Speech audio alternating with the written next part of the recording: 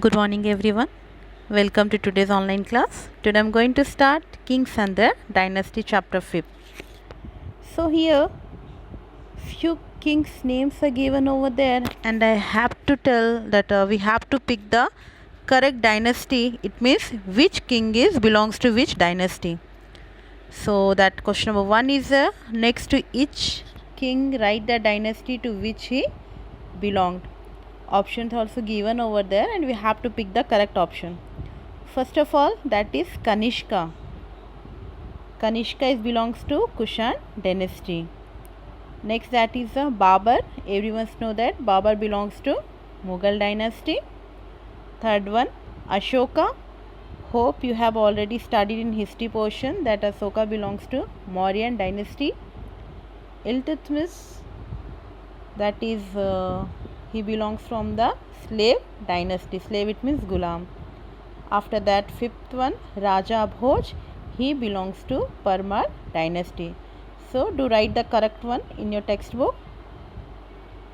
Next, choose the correct name from the box and fill each blank. Few blanks are given over there and along with the blank some option also there. So we have to pick the correct option and fill the blank. First one, blank is called the Indian Napoleon and the answer is Samudragupta. Yes, Samudragupta is called the Indian Napoleon.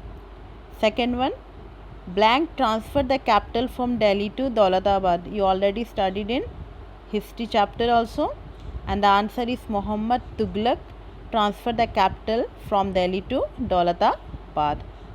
Third one, Deen-e-Ilahi, a new religion was founded by blank. Deen-e-Ilahi was founded by Akbar. So to write here Akbar. Next one, Dash Vardhana was the only famous king of the Vardhana dynasty. By Vardhana itself you come to understand that it should be Harsha. Yeah, Harshavardhan was the only famous king of the Vardhana dynasty. Next one, blank went to war with Kalinga. I think in his Hindi as well as Sanskrit chapter also there about the Kalinga Yudh. So the correct answer is Ashoka. He only went to war with the Kalinga and after that Kalinga war only Ashoka stopped fighting. Next one, blank imposed jizya on the Hindus. In further history chapters you will come to know about this jizya and the answer is Aurangzeb imposed jizya on the Hindus. Question number 7, Das become king at the age of 12 and the answer is Babur. Babur became king at the age of 12 after the death of his father. So no one was there to take care of the kingdom. So Babur became the king of his empire. Last but not the least, Fahian, a Chinese traveler, visited the court of Dash.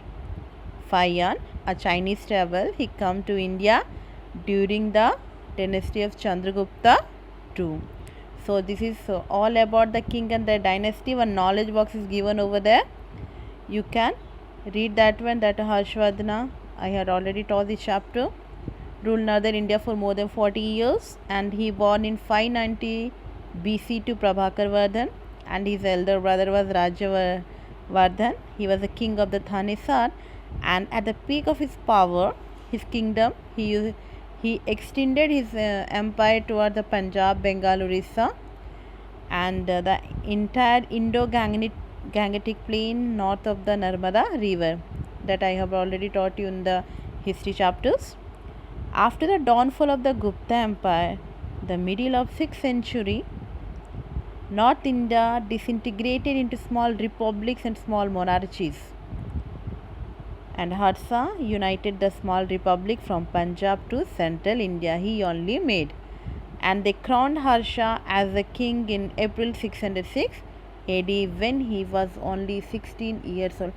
It means you can say that the big kings, the powerful kings, they become king at the very early age of their life. So dear children, this is all about this chapter, king and the dynasty. And before closing this video, I would like to tell you that on 18th onwards your pre-midterm exams are going to start. Hope everyone got timetable as well, your syllabus also.